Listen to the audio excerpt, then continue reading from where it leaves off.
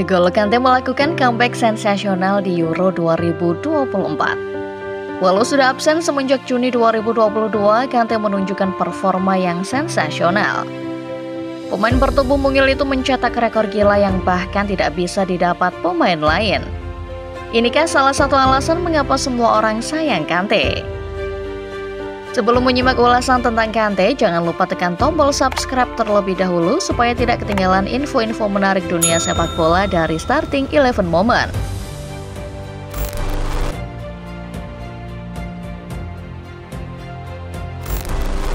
N'Golo Kante mulai bersinar semenjak dirinya tampil impresif bersama Leicester City. Dari sanalah timnas Prancis mulai mencium sesuatu yang istimewa. Singkat cerita, Kante berhasil melakoni pertandingan perdananya buat Les Bleus. Sisanya Kante melakoni kisah-kisah heroiknya bersama salah satu raksasa benua Eropa itu. Turnamen Euro 2016 menjadi turnamen mayor pertama yang ia ikuti. Kante langsung tancap gas pada momen pertama kali diberi kepercayaan ini. Ia langsung membawa Prancis melaju ke babak final turnamen yang dihelat di rumah mereka sendiri. Sayangnya, misi Kante membawa tanah airnya berjaya di turnamen kandang harus sirna lewat kekalahan melawan Portugal di final. Berkat kecemerlangannya selama memperkuat Prancis, pelatih Didier Deschamps kembali mengikut sertakan Kante pada Piala Dunia 2018. Inilah momen paling istimewa dalam diri pria kelahiran Paris tersebut. Kante membantu Prancis merengkuh gelar juara dunia di Rusia. Deschamps juga selalu memberi kepercayaan di mana Kante selalu tampil dalam setiap pertandingan Prancis. Semenjak mendapat kepercayaan dari Les Bleus untuk pertama kalinya, posisi Kante bisa dibilang tidak tergantikan. Deschamps yang pertama kali memanggilnya selalu memberi mantan gelandang Chelsea itu kepercayaan tinggi. Kepercayaan itu pun dibayar tuntas oleh Kante lewat raihan sejumlah prestasi untuk tanah kelahirannya itu.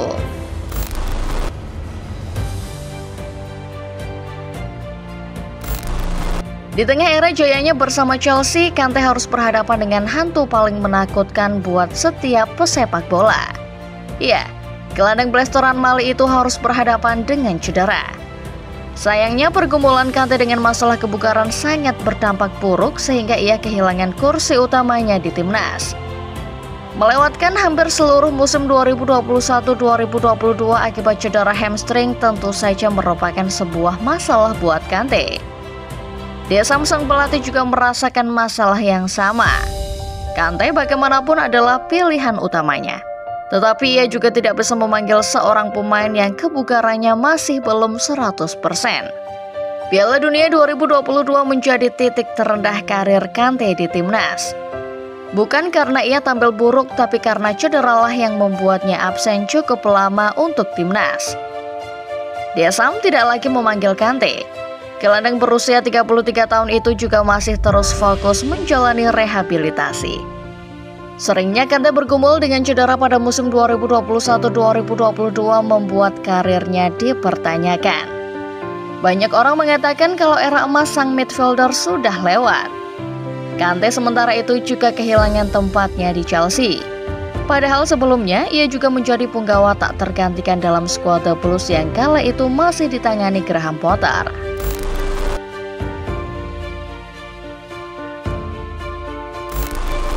Juli tahun 2023, masa bakti Kante resmi habis bersama Chelsea.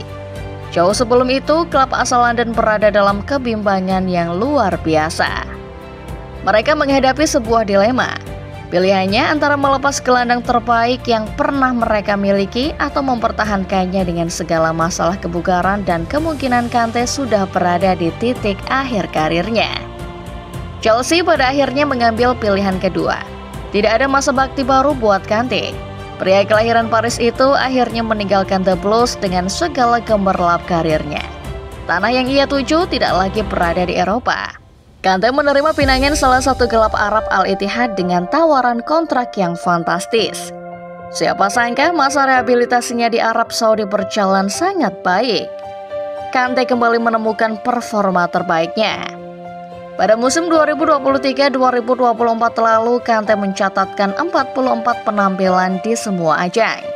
Total mantan penggawa KN ini mengemas 3.822 menit bermain untuk Al-Ittihad, menjadikannya salah satu penggawa Nadi Al-Saab paling konsisten musim lalu.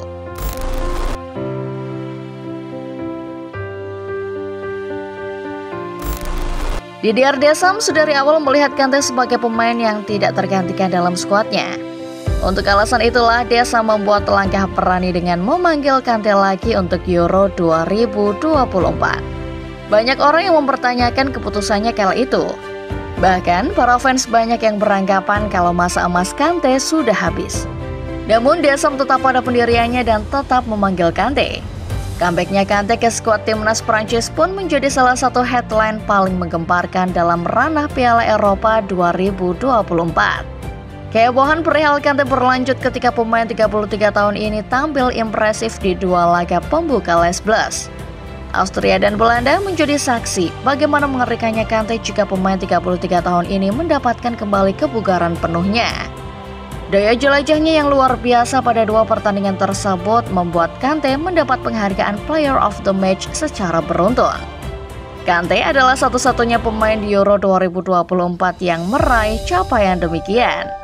Secara tidak langsung, Deschamps membungkam pernyataan mereka-mereka yang sempat meremehkan Kante. Bagi Deschamps, sosok Kante tidak pernah berubah. Hanya masalah kebugaran saja yang membuatnya kehilangan sentuhan terbaik. Deschamps juga tidak memanggil Kante ke timnas karena memang ia ingin sang pemain fokus terhadap pemulihan cederanya, bukan karena permainan Kante sudah menurun.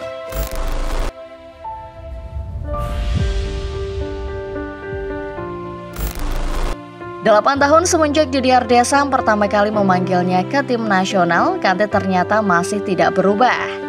Determinasi tingginya di level permainan membuat semua orang terpukau. Dari segi teknis, tidak ada yang bisa membantah kalau Kante 33 tahun bisa bermain dengan level yang serupa dengan dirinya 8 tahun lalu ketika masih berusia 25 tahun. Pasca laga melawan Austria, Deschamps mengatakan kalau dirinya sama sekali tidak mengubah pandangannya terhadap Kante. Menurutnya, Kante masih pribadi yang sama, baik dari segi teknikal maupun secara personal. Deschamps pun menegaskan kepada orang-orang yang meragukan Kante, bahwa sang gelandang yang sekarang masih orang yang sama dengan dirinya 8 tahun lalu.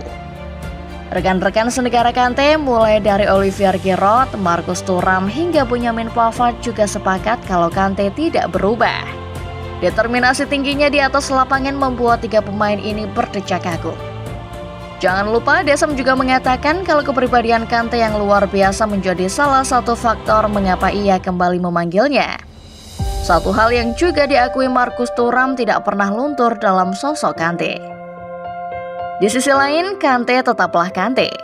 Kendati banyak yang memberikan sanjungan kepada dirinya pasca penampilan epik di Euro 2024, mantan gelandang Chelsea itu tetap rendah hati. Bagi Kante, yang terpenting adalah tim. Targetnya di turnamen Euro adalah meraih juara setelah ambisinya itu kandas dalam 2 edisi terakhir turnamen 4 tahunan itu. Kepribadian serta determinasi tinggi terhadap permainan sepak bola membuat Kante menjadi sosok nol haters. Semua sayang Kante, baik dari kawan maupun rival. Lalu bagaimana menurut Football Lovers? Apakah kehadiran Kante di turnamen kali ini akan membawa tim ayam jantan merengkuh titel Euro berikutnya? Tulis pendapat kalian di komentar ya.